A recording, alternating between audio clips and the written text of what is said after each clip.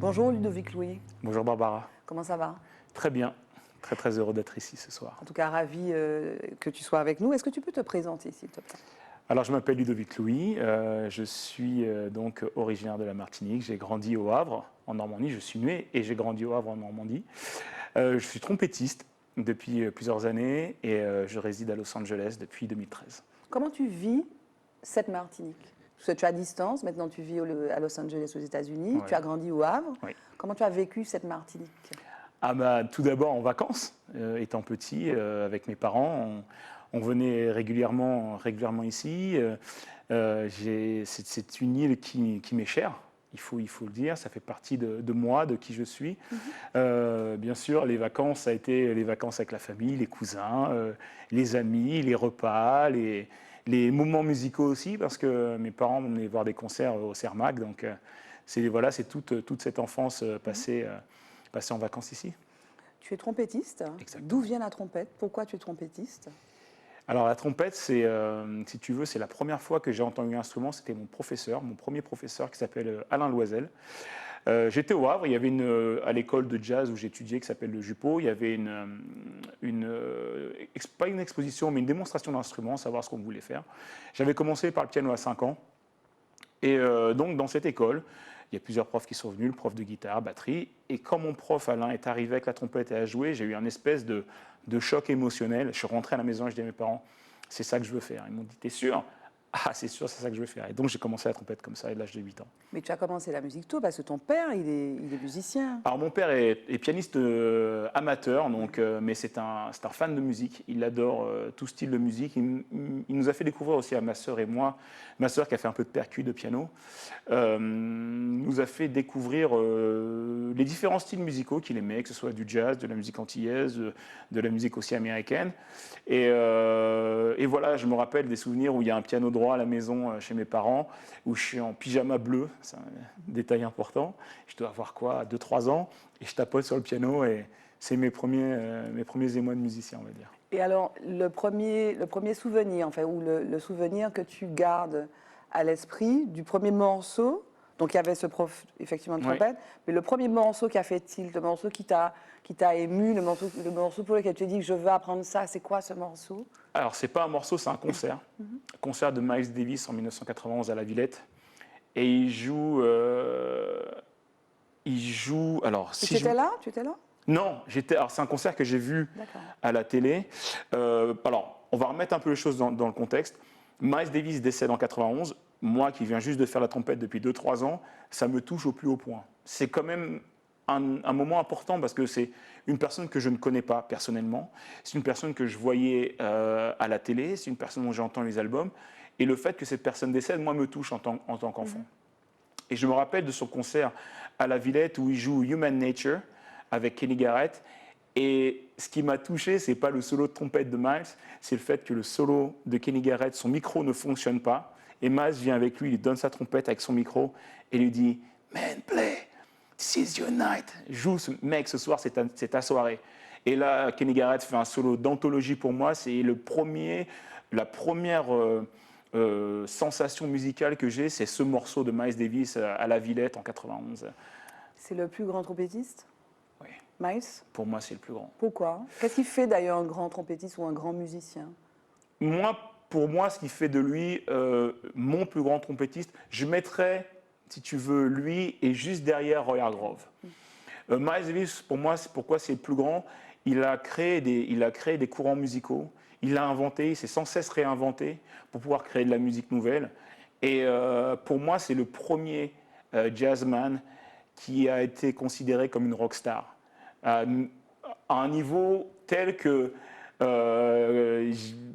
dans sa bio, j'ai lu des choses comme quoi il habite à Harlem et la première Ferrari blanche, c'est quand même lui qui l'avait. Il avait une mauvaise réputation. Oui, il donnait le dos au public, il avait un côté un petit peu. Il avait une réputation de bad boys, mais c'est Monsieur Miles Davis et voilà et aussi il a reconnu aussi le groupe Kassav. Oui. Quand il parlait dans ses interviews, il parle aussi de Kassav. C'est quand même important pour nous Antillais que voilà, la musique de Kassav était reconnue par ce monsieur-là quand même. Comment tu caractérises ton jeu? Toi, Instinctif. Ouais. Je suis instinctif, je ne me pose pas de questions. J'essaye de prendre les énergies et quand j'improvise, bah, j'essaye de redonner les énergies que je ressens. Bien sûr, j'ai eu beaucoup d'influence. Miles a été pour moi l'une des plus fortes. Il y a aussi Roy Hargrove, voilà, c'est Monsieur Roy Hargrove aussi, avec son côté New Soul qui m'a beaucoup touché. Et voilà, ce sont un peu mes deux références. Et j'imagine que tu as beaucoup travaillé. Aujourd'hui, tu évolues. Donc, tu habites aux États-Unis Oui. depuis 2013. Tu travailles avec Lenny Kravitz. Oui. Tu travailles aussi, moi, je t'ai découvert dans Begin Jazz Collective. Oui. Mais bon, tu es venu. Tu me parlais aussi du fait que tu étais venu dans Musique au Pays. Oui, avec que Tony Chasseur. Tony Chasseur t'avait fait venir. Voilà. Une... Et aujourd'hui, donc, c'est vrai que, en fait, tu es comme présent à l'international, comme on dit. Oui. Ta vie est ailleurs. Ailleurs, non, mais elle est un peu partout, on va dire. On va dire autant aux États-Unis qu'en métropole et aussi maintenant ici, où par exemple, j'ai eu la chance de me produire avec Jean-Philippe Fanfan et son album Since 1966. Oui, bah, j'essaye d'aller là où la musique me mène et les rencontres me mènent. Tu as l'impression de représenter un peu la Martinique quand tu fais ça? Oui, entièrement même. Et qu'est-ce que, précisément, parce qu'il y a beaucoup de musiciens en Martinique, énormément, il y a des musiciens qui ont compté.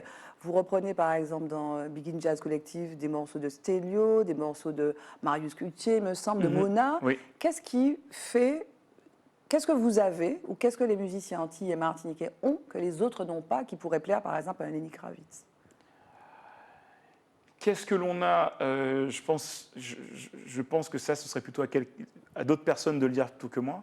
Mais est-ce qu'il y a un son, est-ce qu'il y a un groove, est-ce qu'il y a une musicalité particulière? Il y a quelque chose de très important ici, c'est que la communauté antillaise et martiniquaise plus précisément est une communauté très très très mélomane. Elle aime la musique, la bonne musique. On la fait pas entre guillemets. On la fait pas au peuple martiniquais. Et les esbroufs, ça marche pas trop ici. Donc oui, on a une grosse culture. Bah, l'emplacement de l'île avec les États-Unis, la Caraïbe, l'Amérique du Sud avec la salsa, la proximité aussi avec l'Europe. Donc il y a tous ces mélanges qui se font ici. Et voilà, je pense que c'est tout ça qui fait que les gens s'imprègnent de toutes ces musiques et essayent de retransmettre ça à l'international. Alors, tu travailles avec d'autres. Quand on est trompettistes, on accompagne les gens. Bon, même si on fait des solos. Mais tu as quand même sorti un album solo, donc Rebirth, c'était l'année dernière. Et le premier titre s'appelle Madinina. Enfin, c'est l'intro. Oui, et qui est aussi l'outro de l'album. Alors, tu l'as composé dans quel contexte? Tu étais où? Et puis, qu'est-ce que ça veut dire? Qu'est-ce que ça... Alors, je dois dire que je n'ai pas tout écouté. Oui. Mais voilà, dans quel état d'esprit tu étais quand tu as fait cet album? Alors, cet album, il a mis plusieurs années. Il y a certains morceaux que j'ai composés en 2008-2009. J'ai eu du temps de digérer certaines choses. Il y a des morceaux beaucoup plus récents. On va dire les 3/4 de l'album, c'est vraiment très, très, très récent. J'ai essayé j'ai eu ma carrière d'artiste accompagnateur, d'artiste sideman, et j'avais envie aussi de m'exprimer en tant qu'artiste solo. Le Covid, entre guillemets, m'a permis de me poser, de prendre le temps d'écrire, de prendre le temps de structurer cet album. Et voilà, j'ai surtout voulu avoir un condensé de toutes mes influences, que ce soit bien sûr la Martinique, auquel je rends hommage avec Madinina, mais aussi des morceaux un peu plus funky, Rebirth ou Everybody, où je chante. Toutes mes influences. En fait, on a fait un gros pot, on a tout mis dedans, j'ai remué, et puis j'ai donné Rebirth. Mais toi, tu es vraiment un showman, en fait. Tu chantes, quand tu es sur scène, tu bouges, et puis tu as joué la comédie. Oui. Tu as joué la comédie dans The Eddie, donc, qui est une série sur Netflix. Est-ce que tu es allé à Los Angeles en te disant je fais une carrière de comédien et de musicien? Pourquoi on te retrouve dans cette série? Comment ça se fait? Ça s'est un peu fait comme ça. J'ai eu la chance de rencontrer des personnes importantes comme Glenn Ballard qui a coécrit Man in the Mirror de Michael Jackson, qui a écrit le premier album d'Alanis Morissette qui a cartonné. Entre autres, il a fait plein de choses. Via un autre ami, Randy Cabert, le pianiste de la série. Et en fait, quand je les ai rencontrés à Los Angeles, on a parlé, il m'expliquait qu'il voulait créer un groupe de jazz un peu particulier. Donc on a commencé à faire des répètes, on a répété, et on a joué, on a fait dans des clubs à Los Angeles. Et ils m'ont expliqué qu'en fait, la finalité de ça, c'était pour une série qu'ils voulaient développer concernant un club de jazz à Paris avec ses déboires et ses succès. Et c'est comme ça que voilà, ils m'ont contacté par la suite, savoir si j'étais intéressé pour rejoindre le casting de The Eddie. J'étais casté. Tu as eu le rôle? J'ai eu le rôle qui est marrant, c'est que le rôle de mon personnage s'appelle Ludo. Et j'ai la chance de partager la scène avec des musiciens incroyables, donc Randy Kerber au piano, Damien Nueva à la basse, Lada Obradovic à la batterie, et aussi mon ami Joey Homicile, le saxophoniste. Nous sommes le groupe de la série. Donc qu'on retrouve à tes côtés donc, dans Begin Jazz Collective, qu'on a pu voir sur Zitata. Et c'est là que vous vous êtes connus, en fait, avec Joey? On s'est connus un peu avant, c'est le hasard de la vie, c'est ce que je dis toujours. On s'est rencontrés avant sur une émission de télé. On s'est regardé, on s'est parlé, on a fait j'aime bien ta vibe. Et en fait, on s'est rendu compte qu'on avait des amis communs à Los Angeles, des amis canado-haïtiens. Et donc, on a appelé nos amis en FaceTime, on a parlé, et puis on s'est dit, je t'aime bien. Et voilà, c'est comme ça que le lien s'est fait. Et quand on s'est retrouvés tous les deux sur la série, ça a été un bonheur, parce qu'on on a créé notre truc à tous les deux, où on se parle beaucoup, on se charrie aussi beaucoup, parce qu'on s'aime beaucoup. Et voilà, on a créé notre duo comme ça. Mais tu aimes la comédie? Oui, j'adore ça. J'adore ça parce que je trouve que c'est très complémentaire avec la musique. Et alors, tu as d'autres projets? Tu vas à des castings? Oui, j'ai fait des castings. J'ai eu la chance de jouer aussi dans une autre série qui s'appelle Mixed, qui était sur Amazon Prime. Oui, bien sûr, je fais des castings.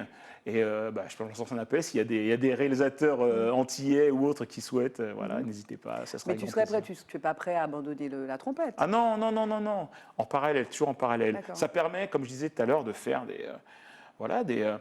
je trouve qu'il y a beaucoup de similitudes. Oui. Le fait de répéter, par exemple, quand tu es sur un plateau, un plateau où on te dit, voilà, il faut répéter les scènes, répéter, c'est un peu la même chose que quand tu vas en studio, que tu fais les enregistrements. Tu reproduis ce même truc, où voilà, tu fais une première prise, ça va pas, t'écoutes, ça va pas, on va la refaire, tac, tac, tac, et c'est comme ça que... Toi, tu es un bosseur, non? J'essaye. Non, mais comment tu es arrivé? Parce que la trompette, c'est exigeant. Ouais. La trompette, si tu es malade, tu ne peux pas jouer. C'est avec tes lèvres que tu joues. C'est coûteux. Il faut prendre l'habitude. Enfin, il faut placer. Il y a la colonne d'air. Il faut se tenir droit, etc. Je vois que tu es connaisseuse. Donc combien tu as commencé, de toute façon, on a été vite sur ça. Tu as commencé au conservatoire? J'ai commencé à l'école de jazz. À l'école de jazz du Havre qui s'appelait Les Jupeaux, une école qui est malheureusement disparue. Et après, j'ai enchaîné sur le conservatoire au Havre. Et j'ai eu la chance de pouvoir faire les deux en parallèle, que ce soit le jazz et la musique classique. Et donc, j'ai eu ces deux écoles qui m'ont, une m'a permis de m'évader, et l'autre m'a aussi permis d'avoir un peu plus de rigueur d'instruments. Donc, et tu travailles combien d'heures par jour, par exemple? Ça dépend de mon planning, ça dépend des répétitions que je peux avoir à l'extérieur. Et même en répétition, je travaille toujours.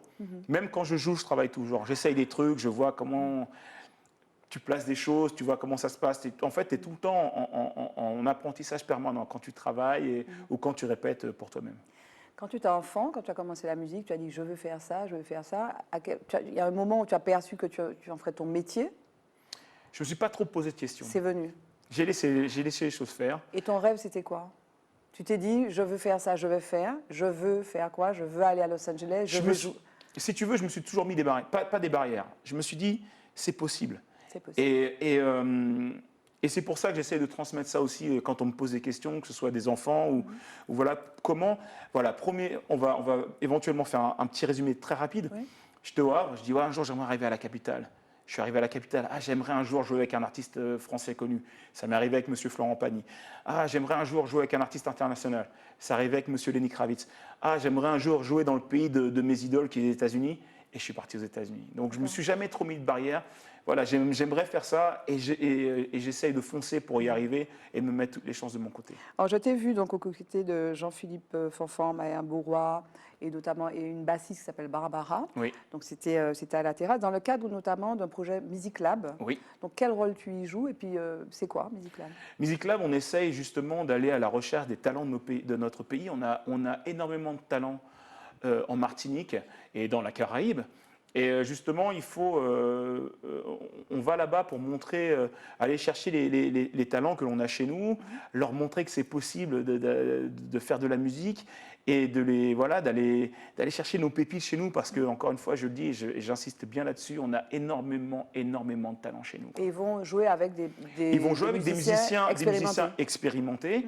Et pour nous, c'est un partage, et pour eux, c'est une expérience. Donc, c'est donnant-donnant, et c'est vraiment chouette. Et je remercie exactement Sarita Fanfan, Jean-Philippe Fanfan, toutes les personnes de Music Lab qui font que ce truc existe, et c'est très, très, très important.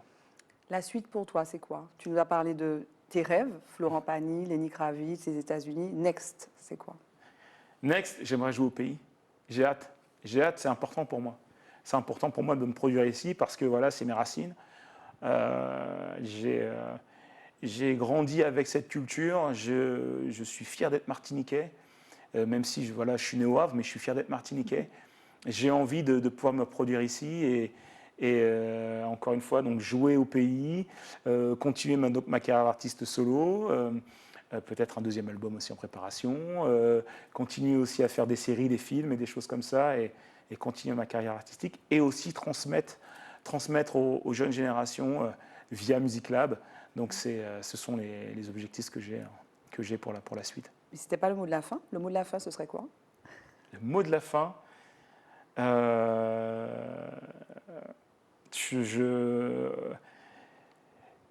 va revenir peut-être à Music Lab, c'est important. Peut-être dire que tout est possible dans la vie. Il ne faut pas se mettre de barrières. Des fois, c'est difficile. Des fois, on peut se dire que oui, non, pourquoi pas moi? On peut y arriver. On peut y arriver. Il y a le champ des possibles, tout est possible. Il ne faut pas se mettre de barrières. C'est beau de rêver, et c'est beau de croire en ses rêves. Les Américains disent « the sky is the limit ». Sky is the limit. Merci Ludovic Louis. Merci Barbara.